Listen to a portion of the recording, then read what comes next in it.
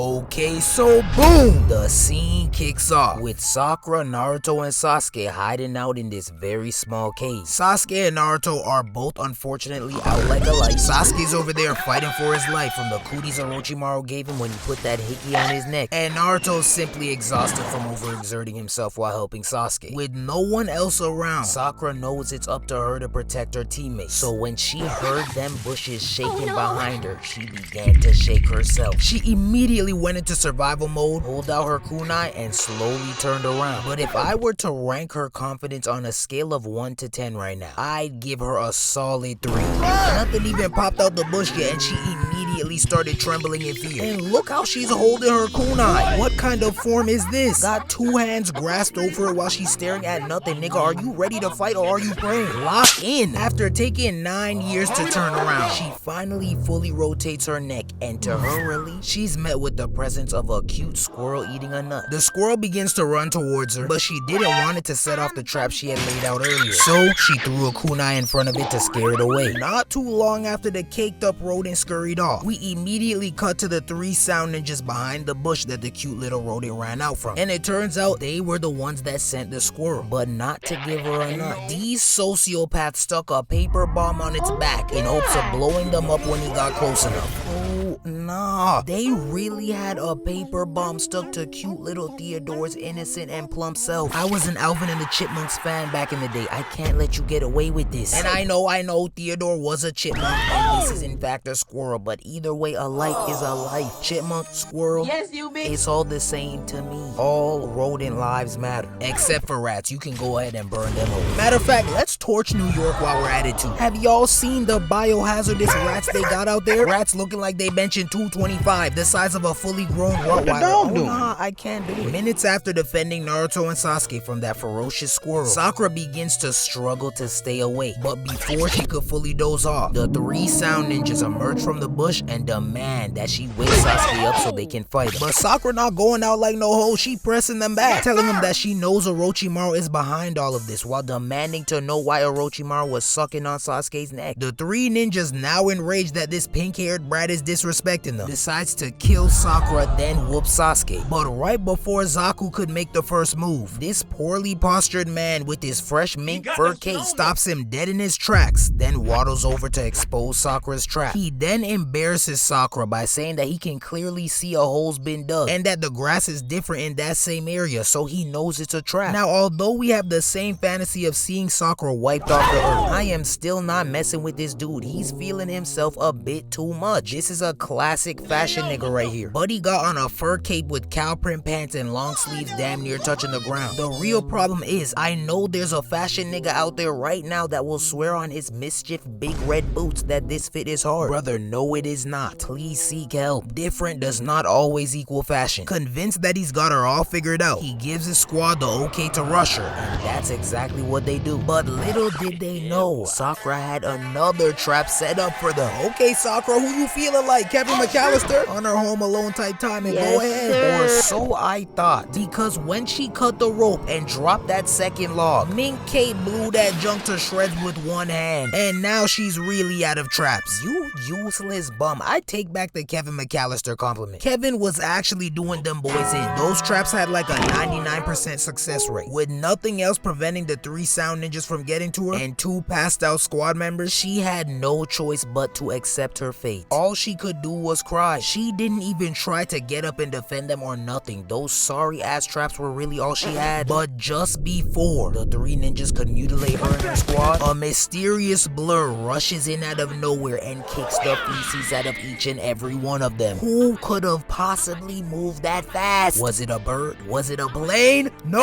it's Rock Lee! Yes, sir! Put them special ed paws on him, Lee. The GOAT is here, so there's no need to fear. Sakura, you can breathe now. But instead of thanking him immediately, her ungrateful ass says, "What are you doing here, Lee?" So Lee's delusional self says to Sakura, "Sakura, I already told you." Huh? I will protect you until I die. What? Now, if this was any other case scenario, she would have shut that man down and waited for her knight in shining armor Sasuke to save the day. But with no other options left, she thanks him and agrees to take his help. The three sound ninja must not know about Lee, because instead of fleeing the scene while their spines were still intact, they decided to stay and fight. So Mink Cape tells Zaku to take Sasuke while he handles Rock Lee and Sakura, then charges in towards him. Sakura tries to draw blood first, so she chucks a kunai at him. But that junk wasn't even close to hitting him. Ugh, that junk hit the ground to the left of him before he even jumped. Bitch, why are you aiming at his feet anyways? Aim for the head, aim for the stomach. Oh my god, my chest starting to hurt. She's stressing me out. I can't do this anymore. I'm done. Take me off the show. Take me off the show. But leave it to my goat Lee to revitalize my desire to watch this fight. Because while Mink Cape is in the air, Lee shoves his hand into the ground and yanks out this huge tree root to block the blow. Mind you, this is not ninjutsu. This man just single-handedly grabbed this giant tree root out the ground with ease. They not on Lee's level. Rock Lee then starts to get in his Shikamaru bag and begins to carefully devise a plan to beat these three. He knows there's a trick to Mink Cape's jutsu, hence why he blocked it with a large branch instead of dodging it. And he's aware that this is a 3v1 because Sakura serves no purpose other than to waste the precious oxygen in the area. So he knows he's gotta take them out one by one. He immediately starts unwrapping his wrist wraps, and that's when I knew he was about to start cooking. Mink Cape then charges in towards him, but is caught completely off guard when in less than a fraction of a second, he is no longer in front of him. He talking about some, did he disappear? Nope, that's just real speed. Bitch, bow! Absolutely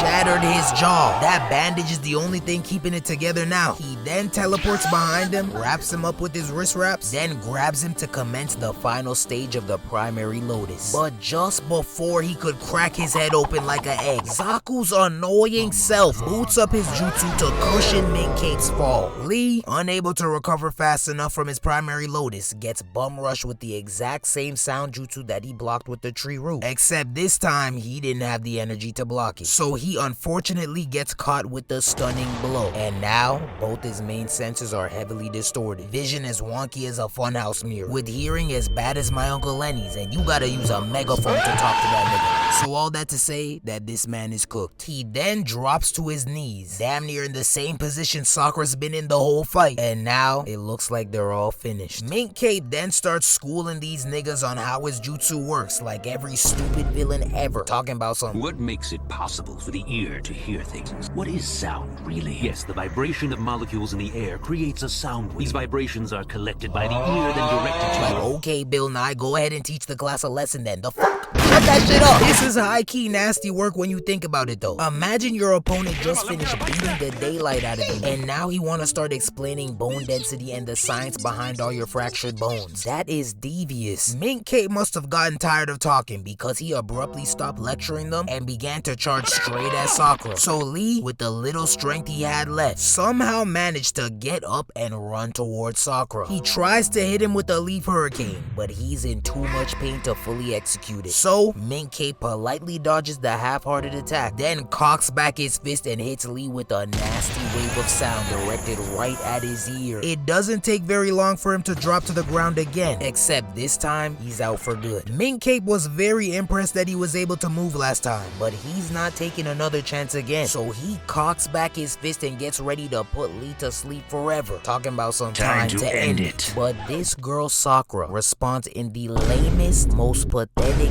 way possible. Time to end it. That's what you think! Are you serious?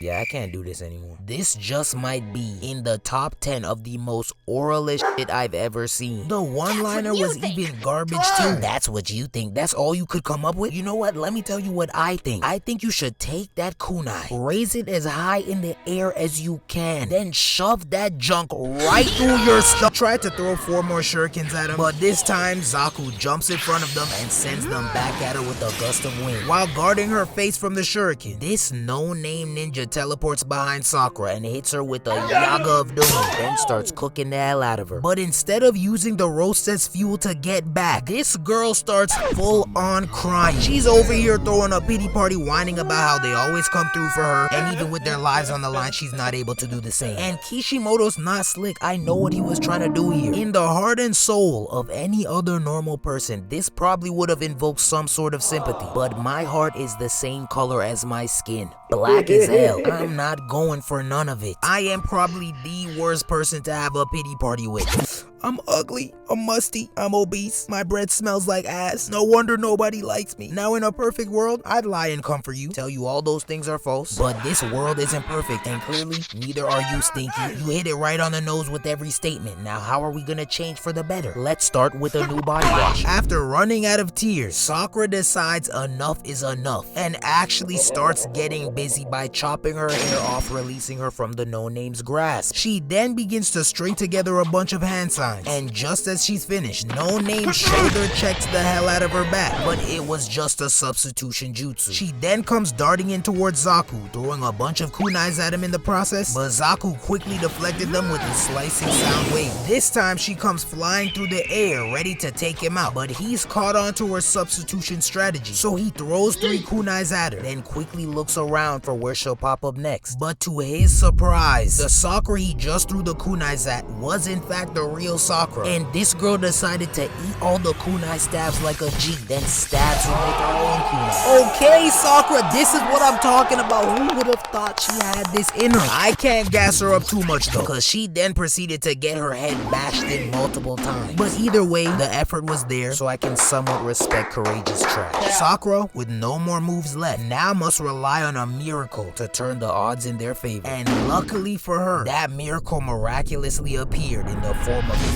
Shikamaru and Choji. Choji's scaredy cat self tries to run away before the fight could even begin, but this man locked in with lightning speed when Zaku called him fat, so now he's talking about some— Who are you calling fat? I'm just a little chubby, okay? Okay, whatever, Tubby, just get ready to box. The 3 of them then proceed to get in their Inoshika-cho formation. Then Choji tries to hit Zaku with his human boulder. Zaku tries to stop it with his slicing sound wave, but his sound wave was no match for all that blubber, because Choji managed to jump out the airstream, then redirect himself right towards Zaku again. Mint Cake then tries to rush in and save him, but Shikamaru won't let him interfere that easily, so he hits him with a shadow possession jutsu. Finally, to top off the trio combo, Ino uses her mind transfer jutsu to take over the mind of the No-Name. Ino then presents them with a proposition, telling them that if they don't give them the scroll, their teammate's gonna get a kunai to the neck. But her confidence is quickly zapped when she realizes that Zaku and Mint Cape have a sinister grin on their face. Zaku then raises his hand to hit Ino with a slicing sound wave, but Choji managed to get there in time to weaken the blow. And as if that wasn't bad enough, Shikamaru's shadow possession jutsu unfortunately wears off, and just like that, they no longer have the upper hand. Zaku and Mint Cape then explain to them that they could care less about the scroll. They don't give a damn about the Chunin exams. It's really Sasuke that they're after, and they're willing to kill a teammate just to get to him. But right before he could end No Name with Ino still inside, my narcissistic yet underrated goat Neji comes through to save the day. Oh yeah, and he got the walking tool bag with him too. I almost forgot to introduce her. Go ahead and clap it up for her, yo. Before Neji could put the belt to ass like my Eagles did to the Chiefs on Super Bowl Sunday, his Byakugan spotted a nasty, powerful flow of chakra nearby. And once he realized who it was coming from, this man says, "It looks like it was taken out of my hands." And that is when we see this man Sasuke looking evil as ever with purple aura surging through his body. Y'all know I'm not the biggest Sasuke fan in the world, but this curse mark form will get glazed by me every single time. Look at this demon, he looks vicious with the Sharingan too. Oh Lord have mercy, I'm about to bust. After making sure everybody really took the time to bask in his presence, he asks Sakura, "Who touched her. And this imbecile Zaku told him it was him with a quickness. As if he wasn't scary enough, Sasuke's rage increases, and now he's got Dosu reconsidering if this fight even makes sense anymore. But unlike Dosu, Zaku's blind confidence is still unshaken. So this man boots up a supersonic slicing wave and aims that junk right at Sasuke. Now I'm not gonna lie, this jutsu looked pretty intense and probably would have worked on anyone else here, but not Sasuke. So when I seen that nigga standing right behind him untouched with his teammates out of harm's way, I was not surprised at all. He then clocks the hell out of Zaku, then proceeds to boot up a Phoenix Flower jutsu. Zaku tries to blow the flames away, but when he did, he revealed the shurikens hidden in the flames. With no time to boot up another sound wave, Zaku had no other choice but to let those shurikens slice him up. But while covering his face, Sasuke zoomed over to this man and put him in the most emasculating position I've ever seen in Naruto. Now something about this position seemed too gruesome, so I thought they would have cut the fight there and threw in the towel. But Sasuke really proceeded to turn into a fully licensed chiropractor and rearrange this man's spine. Oh my days, who is this menace? Moving like a treacherous YN out here. He was so unrecognizable that Sakura had to stop this man from torturing the last remaining sound ninja. This is not Sasuke Uchiha anymore. That's Sasuke walk his granny down at church with a Gen 5 switch kill 'em all Uchiha right there. Look how he looked back. She was about to catch the smoke too. But thankfully, that hug was enough to bring the real Sasuke back. Mint Cake, grateful to still have his spine intact, gives them the scroll as a peace offering, then retreats into the woods in a cowardly yet very wise fashion, thus putting an end to the fight. Overall, a very hectic and suspenseful encounter. We had about 6 different matchups this fight, but there were 3 that stood out in particular. Although Rock Lee took a fat L in this one, I'm still gonna give him a B+ for the pull-up and for hanging with all 3 for a good amount of time. Shikacho, they all get a C. I thought their efforts were slightly lackluster, and I expected more from Shikamaru. Sakura gets a C+. If you thought that little substitution spam move was gonna bump her up to anything near a A, please go ahead and seek mental aid. Zaku and Mint K both get some B's for being some pretty fearsome villains. I'm not gonna lie, the moves they displayed in this fight were low-key tough. I tip my hat to them both, not the no-name though. And finally, the man of the hour. Sasuke walk his granny down at church with a Gen 5 block switch kill 'em all Uchiha gets an A+ for clapping these ninjas in record speed while also showing off the forever iconic Sharingan and curse mark pair. I don't really wanna know. Shorty telling me her name. I don't really wanna know. Had to wake up, go to work. I ain't really wanna go. God be with me on my side. He be with me on the low.